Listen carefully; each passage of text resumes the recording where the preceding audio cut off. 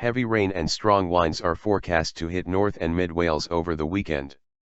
The Met Office's Yellow Be Aware warning said there could be potential travel disruption and localized flooding in some areas.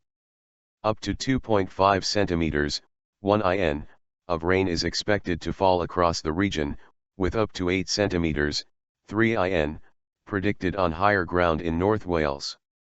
The warning is valid from 12 o'clock GMT on Saturday until 23:55 on Sunday.